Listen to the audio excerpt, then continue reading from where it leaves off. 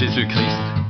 Par la volonté de Dieu aux saints qui sont à Éphèse, et aux fidèles en Jésus-Christ, que la grâce et la paix vous soient données de la part de Dieu notre Père et du Seigneur Jésus-Christ. Béni soit le Dieu et Père de notre Seigneur Jésus-Christ, qui nous a bénis de toute bénédiction spirituelle dans les lieux célestes en Christ. En lui, Dieu nous a élus avant la fondation du monde, pour que nous soyons saints et irréprochables devant lui. Il nous a prédestinés dans son amour à être ses enfants d'adoption par Jésus-Christ, selon le bon plaisir de sa volonté, pour célébrer la gloire de sa grâce dont il nous a favorisés dans le bien-aimé. En lui, nous avons la rédemption par son sang, le pardon des péchés selon la richesse de sa grâce, que Dieu a répandu abondamment sur nous par toute espèce de sagesse et d'intelligence. Il nous a fait connaître le mystère de sa volonté, selon le bienveillant dessein qu'il avait formé en lui-même, pour le mettre à exécution lorsque les temps seraient accomplis, de réunir toutes choses en Christ, celles qui sont dans les cieux et celles qui sont sur la terre. En lui, nous sommes aussi devenus héritiers, ayant été prédestinés, suivant le plan de celui qui opère toutes choses d'après le conseil de sa volonté, afin que nous servions à célébrer sa gloire, nous qui d'avance avons espéré en Christ. En lui, vous aussi, après avoir entendu la parole de la vérité, l'évangile de votre salut, en lui, vous avez cru, et vous avez été scellés du Saint-Esprit, qui avait été promis, lequel est un gage de notre héritage, pour la rédemption de ceux que Dieu s'est acquis pour célébrer sa gloire. C'est pourquoi, moi aussi, ayant entendu parler de votre foi au Seigneur Jésus et de votre amour pour tous les saints, je ne cesse de rendre grâce pour vous. Je fais mention de vous dans mes prières, afin que le Dieu de notre Seigneur Jésus-Christ, le Père de gloire, vous donne un esprit de sagesse et de révélation dans sa connaissance. Qu'il illumine les yeux de votre cœur, pour que vous sachiez quelle est l'espérance qui s'attache à son appel, quelle est la richesse de la gloire de son héritage qu'il réserve aux saints, et quelle est envers nous qui croyons l'infinie grandeur de sa puissance, se manifestant avec efficacité par la vertu de sa force. Il l'a déployé en Christ, en le ressuscitant des morts, et en le faisant asseoir à sa droite dans les lieux célestes au-dessus de toute domination, de toute autorité, de toute puissance, de toute dignité, et de tout nom qui peut être nommé non seulement dans le siècle présent, mais encore dans le siècle à venir. Il a tout mis sous ses pieds, et il l'a donné pour chef suprême à l'Église, qui est son corps, la plénitude de celui qui remplit tout en tous. Vous étiez morts par vos offenses et par vos péchés, dans lesquels vous marchiez autrefois, selon le train de ce monde, selon le prince de la puissance de l'air, de l'esprit qui agit maintenant dans les fils de la rébellion. Nous aussi, nous étions de leur nombre, et nous vivions autrefois selon les convoitises de notre chair, accomplissant les volontés de la chair et de nos pensées. Nous étions par nature des enfants de colère comme les autres. Mais Dieu, qui est riche en miséricorde, à cause du grand amour dont il nous a aimés, nous qui étions morts par nos offenses, nous a rendus vivants avec Christ. C'est par grâce que vous êtes sauvés. Il nous a ressuscités ensemble, et nous a fait asseoir ensemble dans les lieux célestes en Jésus-Christ, afin de montrer dans les siècles à venir l'infinie richesse de sa grâce, par sa bonté envers nous en Jésus-Christ. C'est par grâce que vous êtes sauvés, par le moyen de la foi. Cela ne vient pas de vous, c'est le don de Dieu. Ce n'est point par les œuvres, afin que personne ne se glorifie. Car nous sommes son ouvrage, ayant été créés en Jésus-Christ pour de bonnes œuvres que Dieu a préparées d'avance, afin que nous les pratiquions.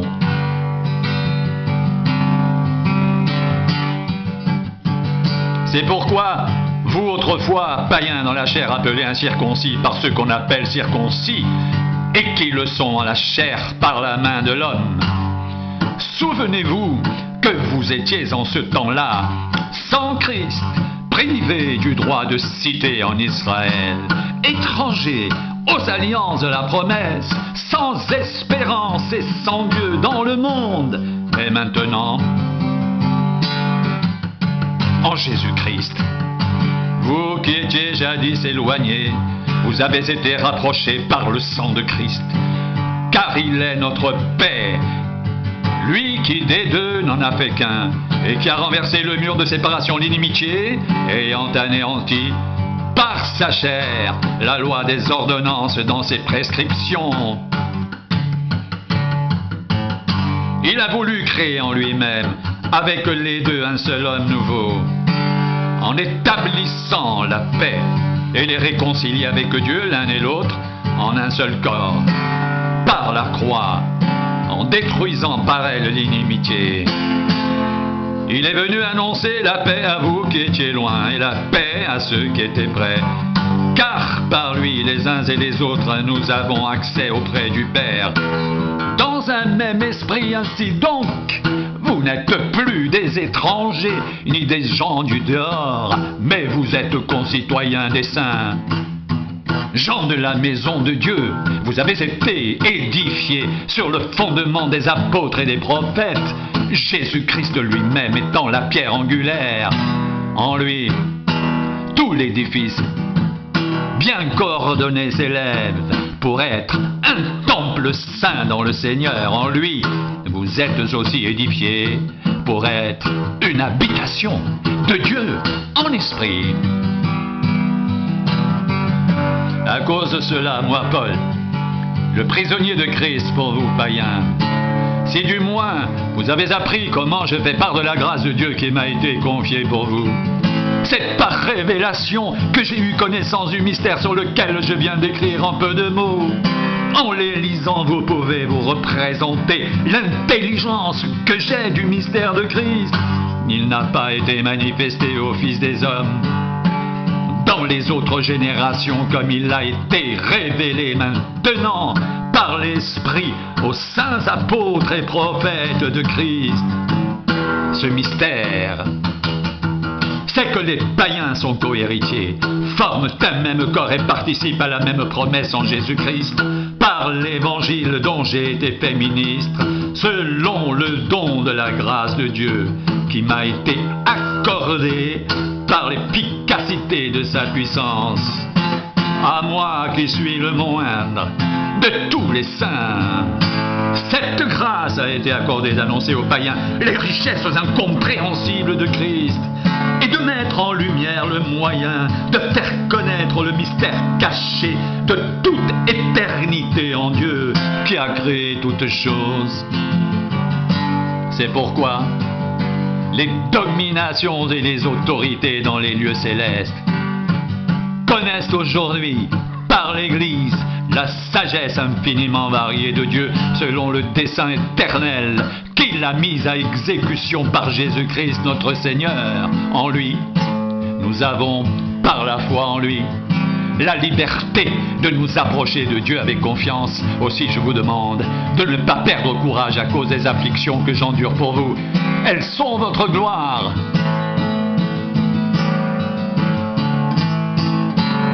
À cause de cela, je fléchis les genoux devant le Père, de qui toute famille dans les cieux et sur la terre tire son nom, afin qu'il vous donne, selon la richesse de sa gloire, d'être puissamment fortifié par son esprit dans l'homme intérieur, en sorte que Christ habite dans vos cœurs par la foi, étant enraciné et fondé dans l'amour, que vous puissiez comprendre avec tous les saints quelle est la largeur, la longueur, la profondeur et la hauteur, et connaître l'amour de Christ qui surpasse toute connaissance,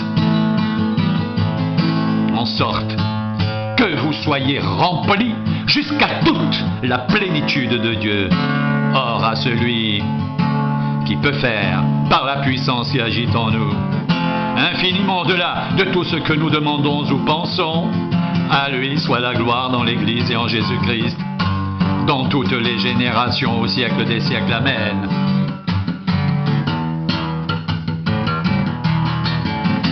Je vous exhorte donc, moi, le prisonnier dans le Seigneur, à marcher d'une manière digne de la vocation qui vous a été adressée, en toute humilité et douceur, avec patience, vous supportant les uns les autres avec amour, vous efforçant de conserver l'unité de l'esprit par le lien de la paix. Il y a un seul corps et un seul esprit, comme aussi vous avez été appelés à une seule espérance par votre vocation. Il y a un seul Seigneur, une seule foi, un seul baptême, un seul Dieu et Père de tous, qui est au-dessus de tous et parmi tous et en tous.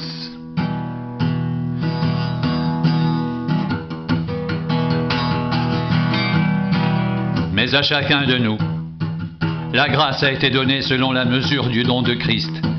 C'est pourquoi il est dit, étant monté dans les hauteurs, il a amené des captifs et il a fait des dons aux hommes. Or, que signifie « il est monté » sinon qu'il est aussi descendu dans les régions inférieures de la terre?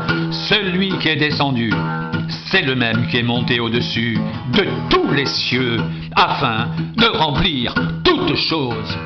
Et il a donné les uns comme apôtres, les autres comme prophètes, les autres comme évangélistes, les autres comme pasteurs et docteurs,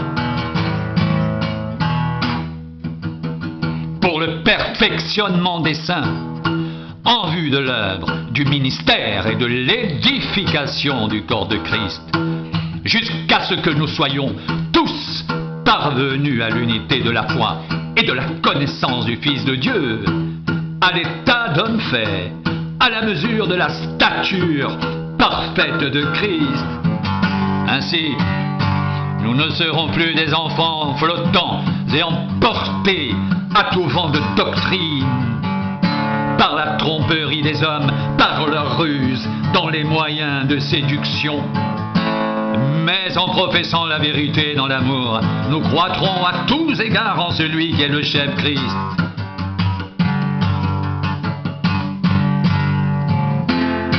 C'est de lui et grâce à tous les liens de son assistance que tout le corps bien coordonné et formant un solide assemblage tire son accroissement selon la force qui convient à chacune de ses parties et s'édifie lui-même dans l'amour.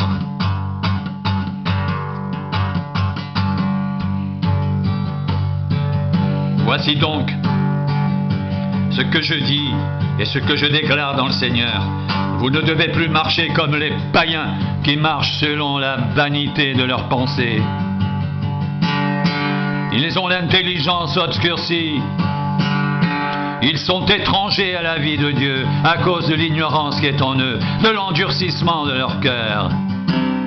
Ayant perdu tout sentiment, ils se sont livrés au dérèglement pour commettre toute espèce d'impureté jointe à la cupidité.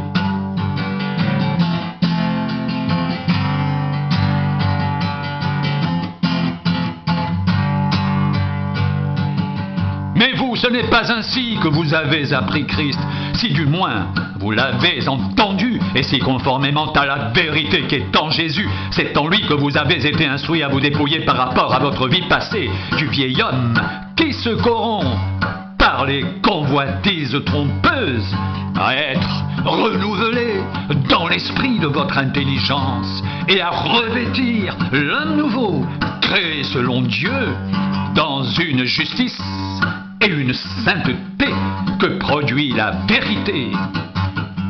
Devenez donc les imitateurs de Dieu, comme des enfants bien-aimés, et marchez dans l'amour, à l'exemple de Christ, qui nous a aimés et qui s'est livré lui-même à Dieu pour nous, comme une offrande et un sacrifice de bonne odeur.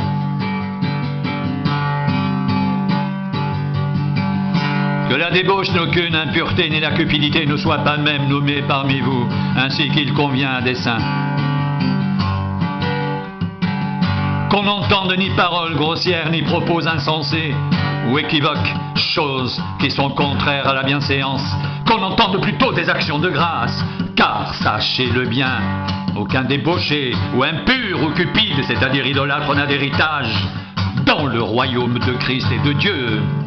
Que personne ne vous séduise par de vains discours, car c'est à cause de ces choses que la colère de Dieu vient sur les fils de la rébellion. N'ayez donc aucune part avec eux. Autrefois, vous étiez ténèbres, et maintenant vous êtes lumière dans le Seigneur. Marchez comme des enfants de lumière, car le fruit de la lumière consiste en toutes sortes de bonté, de justice et de vérité. Examinez ce qui est agréable au Seigneur, et ne prenez point part aux œuvres infructueuses des ténèbres, mais plutôt condamnez-les. Car il est honteux de dire ce qu'ils font en secret, mais tout ce qui est réprouvé apparaît en pleine lumière. Car tout ce qui est manifesté est lumière. C'est pour cela qu'il est dit: réveille-toi, toi qui dors, relève-toi d'entre les morts, et Christ t'éclairera. Prenez donc garde, afin de vous conduire avec circonspection, non comme des insensés, mais comme des sages. Rachetez le temps, car les jours sont mauvais. C'est pourquoi ne soyez pas inconsidérés, mais comprenez quelle est la volonté du Seigneur. Ne vous enivrez pas de vin, c'est de la débauche. Soyez au contraire remplis de l'esprit, entretenez-vous par des psaumes, par des hymnes, et par des cantiques spirituels, chantant et célébrant de tout votre cœur les louanges du Seigneur. Rendez continuellement grâce à Dieu le Père pour toutes choses, au nom de notre Seigneur Jésus-Christ, vous soumettant les uns aux autres dans la crainte de Christ.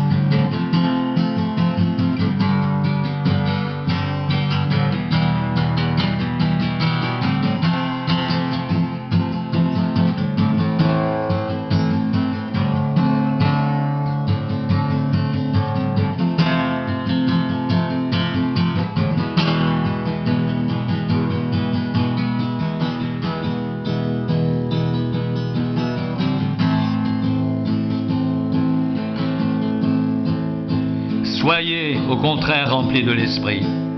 Entretenez-vous par des psaumes, par des hymnes et par des cantiques spirituels, chantant et célébrant de tout votre cœur les louanges du Seigneur.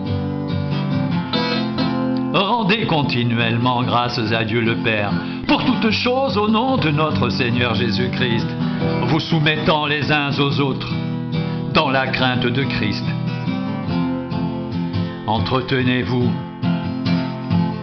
par des psaumes, par des hymnes et par des cantiques spirituels, chantant et célébrant de tout votre cœur les louanges du Seigneur. Rendez continuellement grâce à Dieu le Père pour toutes choses au nom de notre Seigneur Jésus-Christ, vous soumettant les uns aux autres dans la crainte de Christ.